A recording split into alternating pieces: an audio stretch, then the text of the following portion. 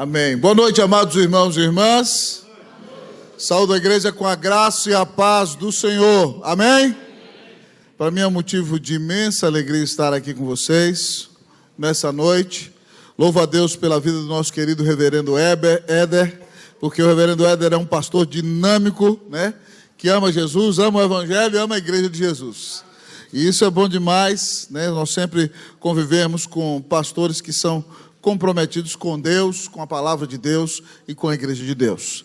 Além de agradecê-lo pelo honroso convite, ao conselho da igreja e também a todos os irmãos e irmãs que aqui estão, é um privilégio estar com vocês nessa conferência tão importante que trata do tema Avivamento para a sua família.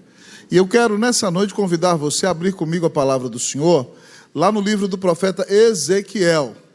Deus vai falar conosco nesse livro. Ezequiel, enquanto você abre a sua Bíblia, eu vou colocar meu celular no modo avião, senão não para de entrar mensagem aqui nesse trem. Então, Ezequiel, capítulo de número 37. Abra comigo sua Bíblia, eu convido a igreja que se coloque de pé nessa noite. Minha sincera oração é que Deus visite a sua família com reavivamento, para a honra e para a glória do nome de Jesus.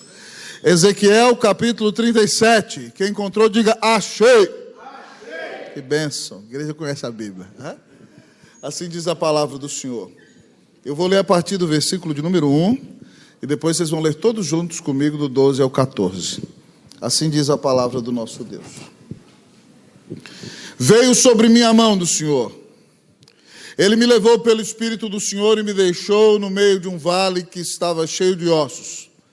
E me fez andar ao redor deles. Eram muito numerosos na superfície do vale e estavam sequíssimos. Então me perguntou: filho do homem, acaso poderão reviver estes ossos? Respondi: Senhor Deus, tu o sabes. Disse-me ele: profetiza estes ossos e dize-lhes: ossos secos, ouvi a palavra do Senhor. Assim diz o Senhor Deus a estes ossos: eis que farei entrar o Espírito em vós e vivereis.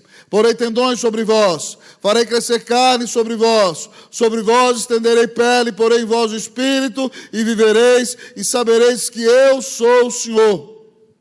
Então profetizei segundo me for ordenado. Enquanto eu profetizava, houve um ruído, um barulho de ossos que batiam contra ossos e se ajuntavam, cada osso ao seu osso. Olhei, e eis que havia tendões sobre eles, e cresceram as carnes, e se estendeu a pele sobre eles, mas não havia neles o Espírito. Então ele me disse: profetiza o Espírito, profetiza, ó filho do homem, e dize-lhe: assim diz o Senhor Deus, vem dos quatro ventos, ó Espírito, e assopra sobre estes mortos para que vivam. Profetizei como ele me ordenara, e o Espírito entrou neles, e viveram, e se puseram em pé, um exército sobremodo numeroso. Então ele me disse: filho do homem, estes ossos são toda a casa de Israel. Eis que dizem: os nossos ossos se secaram e pereceu a nossa esperança, estamos de todo exterminados. Todos comigo, do 12 ao 14. Portanto, profetiza e dize-lhes: assim diz o Senhor Deus, eis que abrirei a vossa sepultura e vos farei sair dela, ó povo meu, e vos trarei à terra de Israel. Sabereis que eu sou o Senhor, quando eu abrir a vossa sepultura e vos fizer sair dela, ó povo meu. Porei em vós o meu Espírito e vivereis, e vos estabelecerei na vossa própria terra.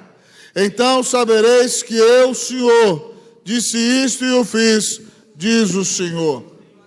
Oremos ao nosso Deus. Pai, nós nos humilhamos diante da tua excelsa presença. Deus, tu és o Deus santo, santo, santo. E toda a terra está cheia da tua glória. Pai, a tua palavra diz, Senhor, se tu observares iniquidade, Senhor, quem, Senhor, subsistirá? Mas a tua palavra diz que também contigo está o perdão para que te temam. E aqui estamos nós nesta noite, ó Deus, ó Pai, clamando ao Senhor, que sejas propício aos nossos pecadores. Deus, perdoa-nos de nossos pecados em nome de Jesus. Lava-nos no sangue do Cordeiro. Faz de nós homens e mulheres, ó Deus, ó Pai, mais alvos que a neve. Nós queremos, Deus, viver para a Tua glória. Nós queremos ser homens e mulheres cheios do Espírito Santo. Nós queremos o avivamento, ó Deus, para a nossa família, para a nossa casa, para a nossa igreja. Nós queremos ver, ó Deus, ó Pai, nossa família aos Teus pés. Nossos filhos no primeiro amor, meu Deus, ó Pai. Nós queremos ver Tua igreja viva, ó Deus, ó Pai, cheia do Espírito Santo. Ó Deus, então fala conosco nessa noite.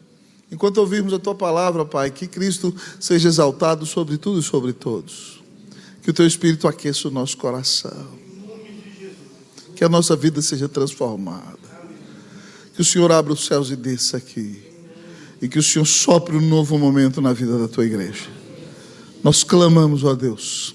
Fala conosco e nos abençoa. Nós oramos em nome de Jesus. Amém. A igreja pode sentar-se. Obrigado, Santo Farão. Deixa eu deixar um aberto já. Aqui.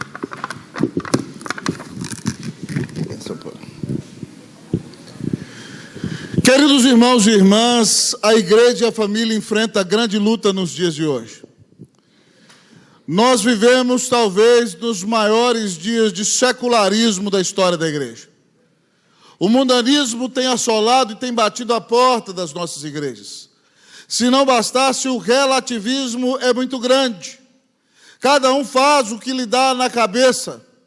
E nos dias de hoje se levanta de maneira forte contra a igreja de Cristo Jesus neste mundo uma filosofia de feminismo, que faz com que os homens sejam meio efeminados e as mulheres queiram ser parecidas com homens. A igreja enfrenta uma luta muito grande com o homossexualismo que anda dominando a sociedade e ataca e pressiona a igreja de Cristo Jesus. E no meio de tudo isso, você como pai de família, você como mãe de família, tem que ensinar seus filhos no caminho do Senhor. Você, jovem cristão, tem que fazer a diferença nesse mundo e pregar o Evangelho aos seus irmãos e amigos, nesses dias tão desafiadores em que a nossa sociedade está degringolando. Nesses dias dos quais a família é atacada o tempo todo. Nós precisamos de um reavivamento espiritual. O pastor escolheu muito bem um tema, porque nós precisamos nestes dias de um avivamento para a família. Se você tem enfrentado lutas no seu casamento, se você tem enfrentado desafio na criação dos seus filhos, se você vê o mundo resistindo à igreja e atacando você todos os dias, você precisa nessa noite reconhecer a sua necessidade e clamar a Deus que abra os céus e desça e derrame sobre a sua igreja, sobre a tua casa, sobre a tua família, um avivamento espiritual em nome de Jesus, para a glória de Jesus. No texto que lemos, irmãos e irmãs, o povo de Deus também enfrenta grande dificuldade. Por causa dos pecados do povo de Deus, Deus levou o seu povo cativo para a Babilônia. E imagine, querido amigo e irmão, que um exército inimigo viesse aqui ao litoral, chegasse pelo mar, e de repente então cercasse todas as casas, e colocasse fogo em todas as casas do seu bairro, e viesse aqui e colocasse fogo no templo, e matasse diante dos seus olhos alguns de seus familiares. E se não bastasse tudo isso, ele abusasse de algumas mulheres em praça pública, e amarrasse você com correntes, e fizesse com que você andasse mais de 1000 quilômetros a pé, para dentro do continente, num lugar que você não conhece, um país que você não falasse o idioma, e você fosse jogado da sua casa. Foi isso que aconteceu com o reino de Judá.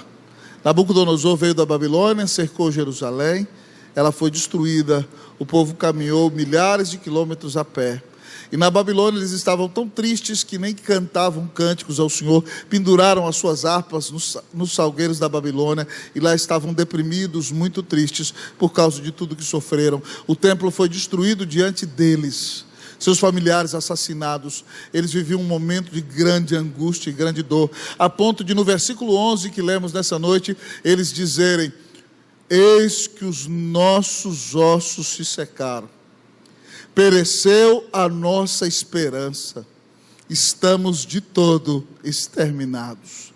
Em outras palavras, Deus nos abandonou, Deus se esqueceu de nós, já não há mais expectativa para nós. O povo de Deus já não vai mais para a terra, nossos ossos se secaram, acabou nossa esperança, nós estamos destruídos. Eu não sei se você entrou aqui desse jeito nessa noite, mas para aquele povo que estava tão deprimido e pensando que já não tinha mais possibilidade para enfrentar as lutas deste mundo, Deus levanta o profeta Ezequiel e dá essa promessa maravilhosa do vale dos ossos secos, no qual ele promete restaurar e reavivar o seu povo. E se nessa noite você precisa de um reavivamento espiritual na sua vida, se nessa noite você precisa voltar ao primeiro amor, se nessa noite você deseja que a sua família experimente um reavivamento espiritual, se você precisa de restauração no seu casamento, se você quer ver seus filhos de volta na presença do Senhor, se você quer ver Deus abrir os céus e derramar sobre a tua vida bênçãos sem medida, escancare hoje bem as janelas da mente e deixe bem abertos os portões do coração, porque nessa palavra, nessa noite, Deus vai nos mostrar como Deus restaura a sua família.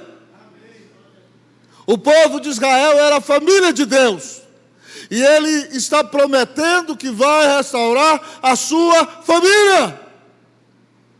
A minha oração é que Deus visite a tua casa com restauração nesta noite, em nome de Jesus, amém. Como Deus restaura a sua família? Em primeiro lugar, o texto da palavra de Deus nos diz o seguinte: como Deus restaura a sua família? Ele utiliza homens. Como Deus restaura a sua família? Ele utiliza homens. Eu perguntar, a igreja responde: igreja, como Deus restaura a sua família? Vamos lá? Ele utiliza homens. A palavra de Deus diz que naquele êxtase, naquela visão que o profeta tinha, Deus leva Ezequiel para o meio de um vale. Naquele vale aconteceu uma grande batalha. Um exército poderoso perdeu a guerra e foi totalmente destruído. Todos os seus soldados assassinados. Vieram as feras, as aves, comeram as carnes. Ficaram no chão os esqueletos.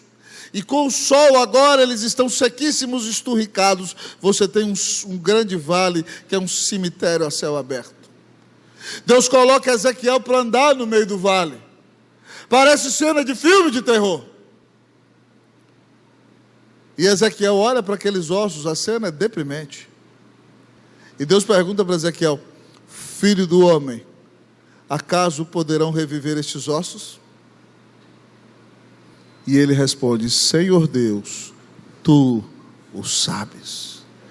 Esse verbo usado para saber, que está aí no texto, amados irmãos, no hebraico, também significa amar. Em Mateus 1,25, ele foi traduzido da seguinte maneira, para dizer que José não sabia ou não conheceu Maria até que Jesus nascesse. O que significa isso? José casou com Maria de papel passado, levou ela para dentro de casa, mas não teve relacionamento sexual com ela até que Jesus nascesse.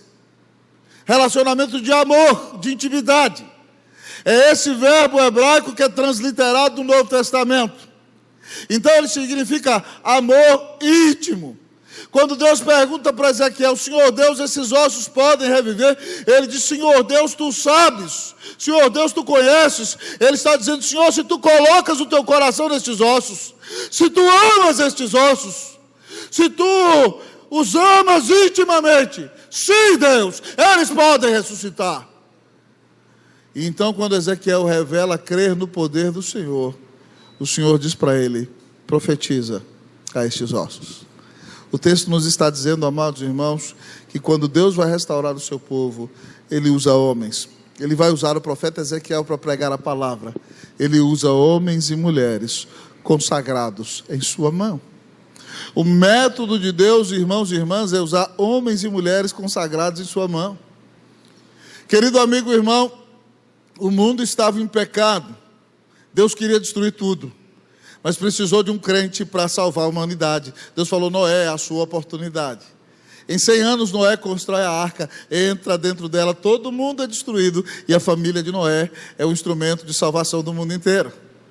Mas o povo se desviou de novo. Deus quer formar um povo. Deus falou: Abraão, vem cá, vai para a terra que eu vou te mostrar. E Abraão é peregrino, e através dele Deus forma um povo. Os filhos de Abraão agora estão cativos do Egito. Deus quer libertar o povo. Deus fala: Moisés, é a sua vez. E então Moisés é o grande libertador que caminha 40 anos com o povo do deserto. Mas Moisés morre. Na hora de tomar a terra prometida, Deus levanta Josué. Quando o povo se desvia, Deus levanta juízes. Depois Deus levanta um rei segundo o seu coração, Davi, Salomão. Mas quando os reis se desviam, Deus levanta os profetas. E na plenitude dos tempos, quando Deus quer salvar o mundo, Ele mesmo se torna homem, sem deixar de ser Deus. Na segunda pessoa da Trindade. Deus tabernaculou conosco, queridos irmãos e irmãs. Deus se vestiu de nossa carne, Deus se vestiu de nossa pele. Deus caminhou em nossas poeirentas. Deus sentou-se em nossas cadeiras, comeu diante de nossas mesas. Deus pregou em alguns de nossos idiomas. Deus abriu os olhos dos cegos, os ouvidos dos surdos, destravou a língua dos mudos, levantou paralíticos, ressuscitou mortos. Deus, homem, no auge de sua vida adulta, deu sua vida na cruz do Calvário, para pagar o meu pecado, para pagar o teu pecado. Para que eu e você não fôssemos jogados no inferno, Cristo Jesus morreu na cruz do Calvário. Ao terceiro dia Ele ressuscitou, está sentado à mão direita de Deus Pai Todo-Poderoso, de onde há de vir para julgar os vivos e os mortos. E hoje, quando Ele quer usar homens e mulheres para pregar o seu evangelho e abençoar o mundo, Ele levanta homens e mulheres consagrados em sua mão. Sabe quem Deus vai usar na restauração da sua família? Você. Hoje o Senhor pergunta: poderão reviver esses ossos? Essa família tem restauração? Será que tem esperança para esse jovem que se desviou? Será que tem esperança para essa cidade? Que você responda: Senhor Deus, Tu sabes. Se o Senhor quer, tudo pode acontecer. Queridos irmãos e irmãs, eu tive um colega de seminário, que ele era filho de presbítero, no interior de uma cidade no sul do Brasil. Só que os irmãos dele bem mais velhos, ele já nasceu, os pais já estavam na casa dos 45. E ele foi muito paparicado quando criança, e chegou na adolescência, ele se desviou. E você imagina numa cidade pequena, o presbítero, uma autoridade da cidade, o filho do presbítero se desviou. Era uma vergonha para a igreja, uma vergonha para a cidade. E aquele moço se envolveu com bebida, se envolveu com drogas, se envolveu com prostituição. E a vida dele era a vergonha de seu pai e a tristeza de sua mãe. E ele viveu naquela vida terrível durante 5 anos, afastado da igreja. Saía de casa para se drogar, para se prostituir. Às vezes roubava algumas coisas de casa. Uma tragédia, uma angústia. Mas depois de 5 anos, e isso ele contou para mim, ele me disse que um dia ele saiu para se drogar e não conseguiu se drogar.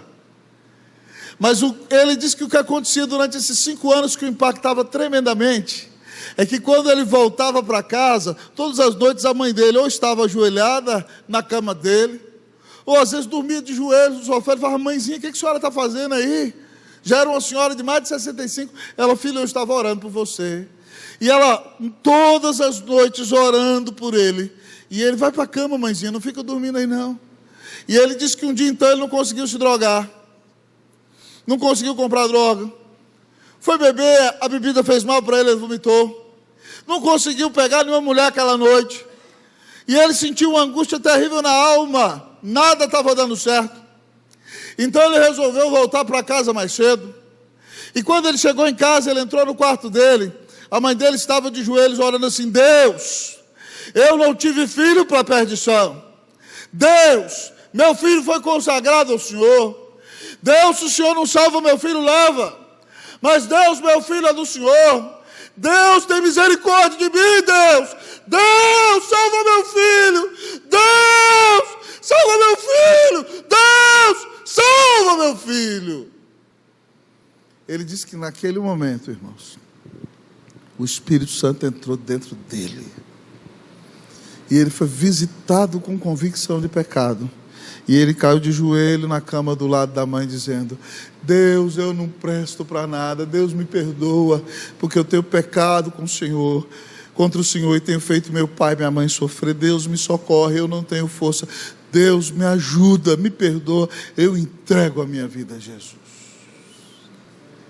E aquele moço se levantou dali, foi para uma casa de recuperação, foi restaurado para a glória de Deus. Se tornou líder da mocidade, foi para o seminário, e há mais de 20 anos é um pastor que nunca recaiu. Tudo porque uma mãe entendeu que Deus tinha que usar a vida dela para que seu filho voltasse para Jesus. Mãe, é você que Deus vai usar. Pai, é você que Deus vai usar. Irmão, é você quem Deus vai usar. Então, em nome de Jesus, bote a cara no pó e diga: Senhor, tem misericórdia de mim, ouve a minha oração, usa a minha vida, em nome de Jesus, para a glória de Jesus. Que Deus visite o seu coração com um reavivamento espiritual. Que Deus restaure a sua família, amém, meu irmão?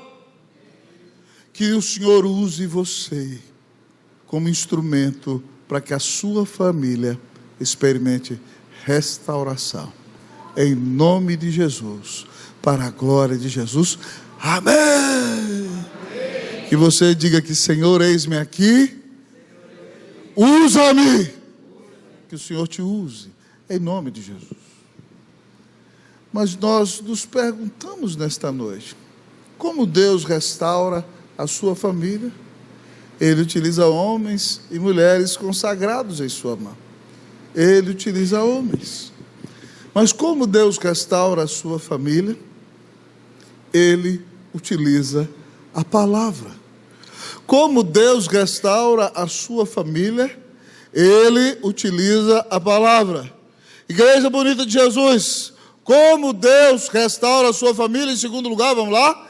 Ele utiliza a palavra. Queridos irmãos e irmãs, Deus mandou, depois que Ezequiel demonstrou a sua fé no Senhor, Deus mandou Ezequiel pregar para os ossos. Ele diz para Ezequiel: profetiza esses ossos e dize-lhes: ossos secos, ouvi a palavra do Senhor. Eis que farei entrar o Espírito em vós e vivereis. Eis que farei crescer tendões sobre vós, farei crescer carne sobre vós, farei crescer pele sobre vós, porei em vós o meu Espírito, e vivereis, e sereis um exército numeroso, grande e extremo. Ezequiel não duvidou, ele obedeceu e pregou. Ele diz: profetizei como ele me ordenara. E qual não foi a sua surpresa, amados irmãos? Parece uma cena de cinema. Ele diz que pregou e de repente aqueles ossos começaram a tremer. E de repente você começou a ver os ossos voando no meio do vale. E de repente um dedo, uma mão, braço, antebraço, esqueleto inteiro. E de repente então, depois que ele prega, vai se formando cérebro, olhos, coração, rins, pulmão, estômago, e de repente então começam a crescer as veias, e de repente então você vê surgindo, querido amigo e irmão, a pele, e a ressurreição e o reavivamento começa como fruto da pregação da palavra de Deus. Deus está dizendo que Ele usa a pregação da palavra de Deus para ressuscitar mortos. Paulo diz em Romanos 10:17 que a fé vem pela pregação, e a pregação pela palavra de Cristo. Querido amigo e irmão, nós precisamos pregar o evangelho a toda criatura. É quando nós pregamos o evangelho que o pecador reconhece a sua maldade. É quando nós pregamos o evangelho que o pecador entende que Deus o amou tanto que mandou o seu único filho para morrer na cruz do Calvário e pagar os seus pecados. É quando pregamos o evangelho que o pecador é desafiado a se arrepender e se entregar totalmente a Jesus. Então, tocado pelo Espírito Santo de Deus, ele se arrepende, crê, Deus bate o martelo no tribunal e diz: eu te declaro inocente, eu te declaro justo, pela fé no meu Filho Jesus Cristo. Querido amigo e irmão, os pecadores só vão se converter se nós pregarmos o evangelho para eles. É isso que o Senhor está dizendo a Ezequiel. Como Deus restaura o seu povo, Ele utiliza a sua palavra. Para restaurar a tua família, Deus vai usar a palavra dEle. Por isso que é importante que você leia a palavra todos os dias. Por isso que é importante que você memorize a palavra. Por isso que é importante que você não perca a oportunidade de vir à igreja e ouvir o seu pastor pregar sermões bíblicos com atenção, com fé e com fome no coração. Por isso que é extremamente importante que você também leia a palavra com seus filhos dentro de casa. Por isso que é importante que você pregue o evangelho para os seus amigos. Porque é por meio da pregação do evangelho que Deus ressuscita mortos. É por meio da pregação do evangelho que Deus traz o verdadeiro reavivamento espiritual. Eu não sei se você já ouviu falar da história do pastor Felipe Jacó Henrique. Mas o pastor Felipe Jacó Henrique tinha uns menininhos lá na casa dele. E ele tomou uma decisão. Ele fazia o culto doméstico todos os dias na casa dele. Ele separava meia hora para ler a Bíblia com os meninos, cantar um hino, orar. E ele lançou o seguinte desafio para os meninos dele. Ele falou assim: todos os dias vocês vão decorar um versículo do Salmo 119. O Salmo 119 é o maior salmo da Bíblia. E ele fala sobre a palavra de Deus. E se eles memorizassem um versículo por dia, durante um ano eles memorizariam o Salmo 119 2 vezes. Mas o pastor dizia o seguinte: memoriza o versículo de manhã e você sai e vai viver o versículo. E aí então você vai pensar no versículo, à noite você vai falar o seguinte: como é que esse versículo te ajudou a vencer o pecado? E aí então o menino dele chegava e falava assim: papai, hoje eu estava bem deprimido. E eu decorei o Salmo 119, 25, que diz assim: a minha alma está abatida até o pó, vivifica-me segundo a tua palavra. Eu estava deprimido e a palavra de Deus me vivificou. Papai, hoje eu tive uma tentação tão grande. E aí eu memorizei o Salmo 119, 9, que diz: de que maneira poderá o jovem guardar puro o seu caminho? Observando a tua palavra. O outro diz: papai, eu descobri o segredo para vencer o pecado. Eu memorizei o versículo 11 do Salmo 119: guardo no coração a tua palavra para não pecar contra ti.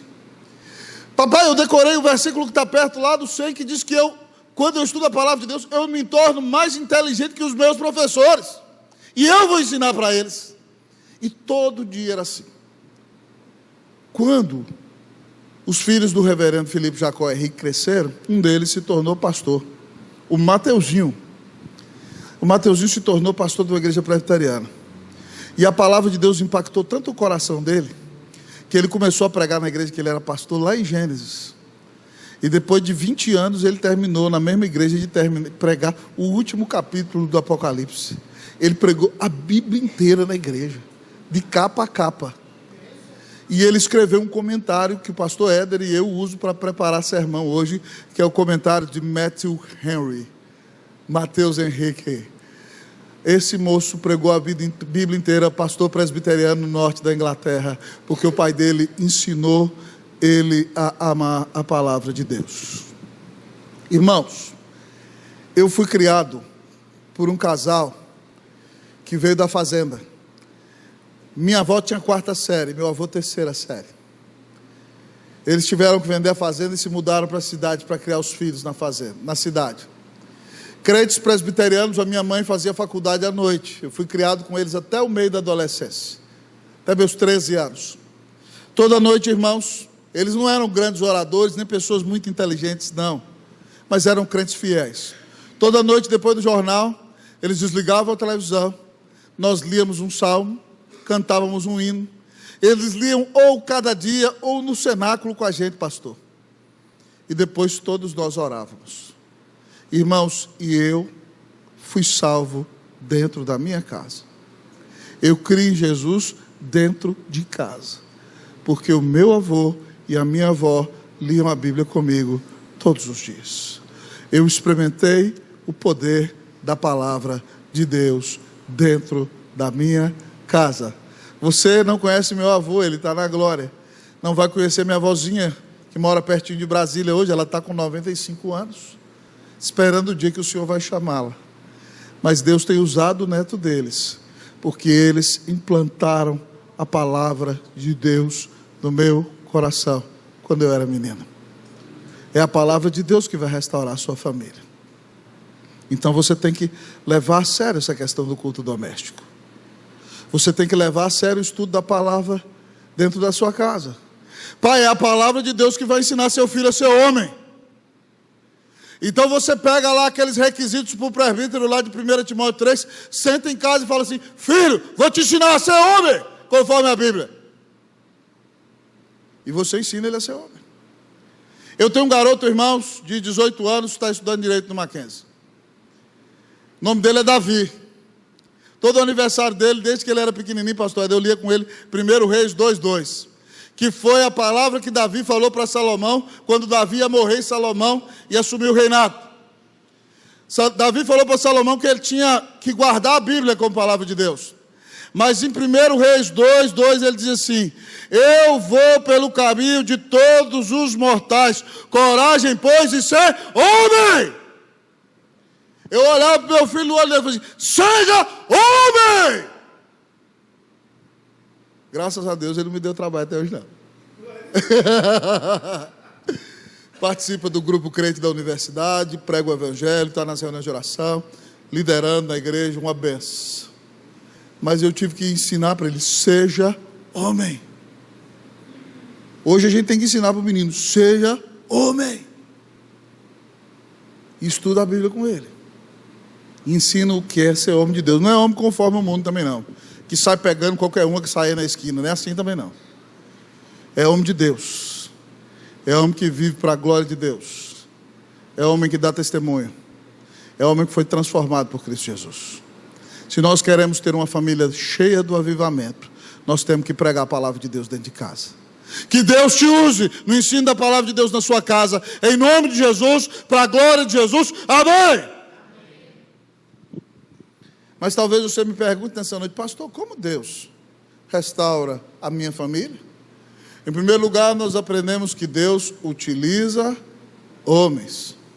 Em segundo lugar, nós aprendemos que Deus utiliza a palavra. Mas talvez você me pergunte: pastor, como Deus restaura o seu povo? Como Deus restaura a sua família? Em terceiro lugar, o texto nos diz: Deus utiliza o Espírito. Como Deus restaura a sua família?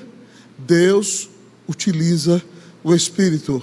Igreja linda do Senhor Jesus. Em terceiro lugar, como Deus restaura o seu povo? Vamos falar?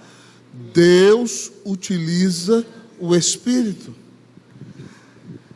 Ezequiel pregar para os ossos e a ressurreição começou. E agora os corpos estão perfeitinhos. Eu imagino que até vestidos, mas eles ainda não levantaram. É preciso que o Espírito entre neles. Isso simboliza o Espírito Santo de Deus. Então Deus fala para Ezequiel: filho do homem, profetiza e diz-lhes: vento que vem dos quatro cantos, assopra sobre estes mortos para que vivam. E Ezequiel diz que profetizei como ele me ordenara, e o Espírito entrou neles.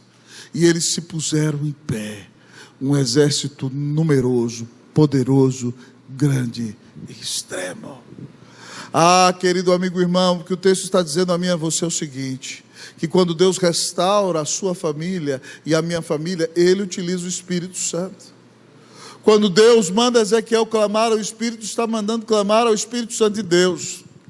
E a prova que o texto dá é que esse Espírito é onipresente, porque ele diz, vem dos 4 ventos, ou seja, norte, sul, leste e oeste.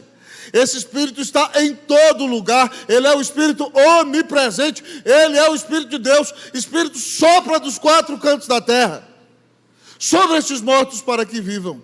E Ezequiel clamou e o Espírito de Deus entrou neles. E quando o Espírito Santo de Deus entrou neles, o vale da maldição se tornou o vale da bênção. O vale da destruição se tornou o vale da restauração. O vale da decepção se tornou o vale da esperança. O vale da morte se tornou o vale da vida.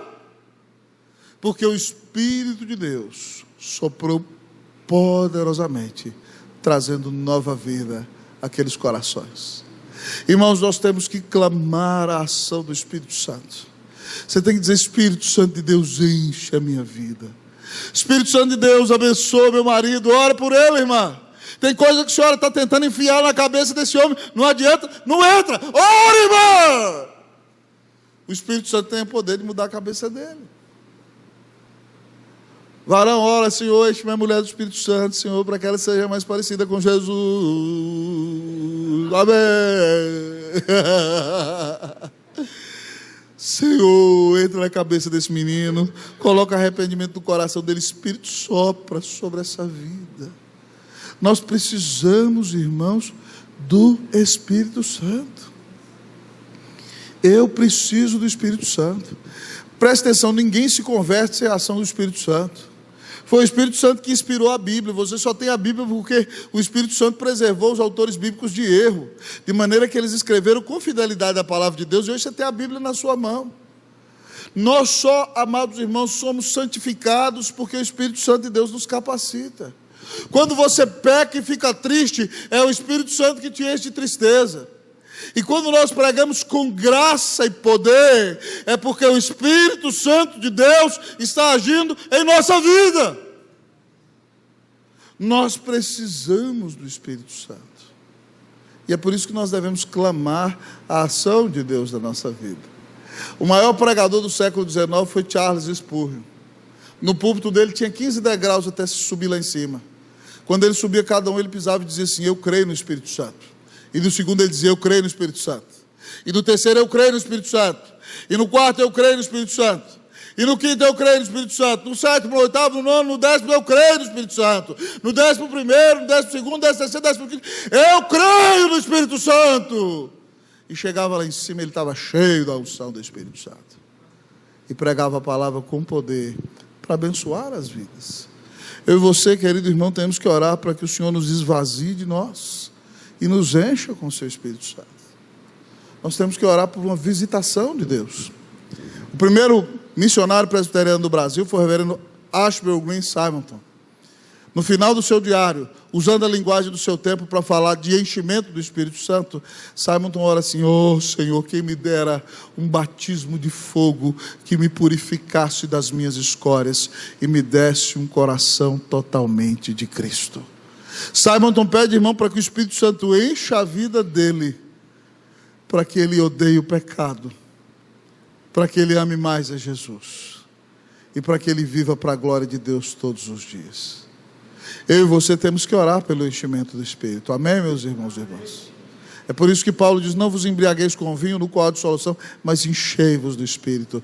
Que Deus esvazie você de você mesmo. Que Deus te entristeça quando você pecar. Que Deus te faça totalmente dependente dele. Que Deus te encha do Espírito Santo.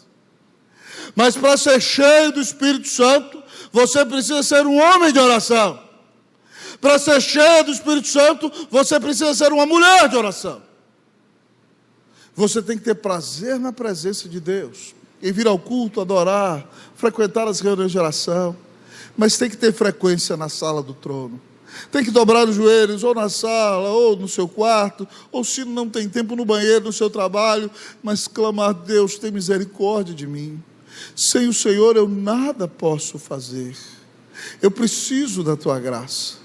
Certa vez eu ouvi um pregador antigo dizendo uma frase maravilhosa. Ele dizia, pouca oração, pouco poder.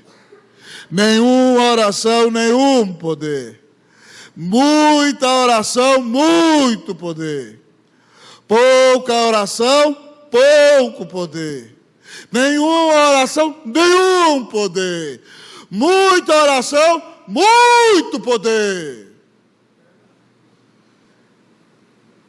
Faça a prova com Deus, irmão.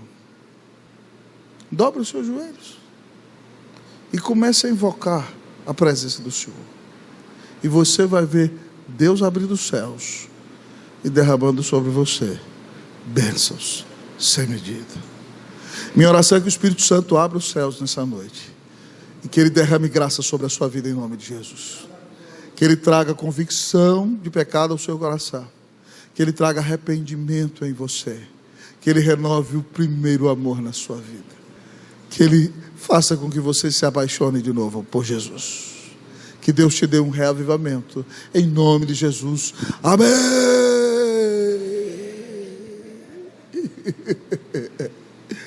Você quer um reavivamento para a sua vida? Amém. Amém? Como Deus restaura a sua família? Em primeiro lugar, nós aprendemos. Ele utiliza homens. Em segundo lugar, Ele utiliza a palavra. Em terceiro lugar, Ele utiliza o Espírito. Mas o texto tem mais uma lição para nós. Como Deus restaura a sua família? Ele atua com soberania. Como Deus restaura a sua família?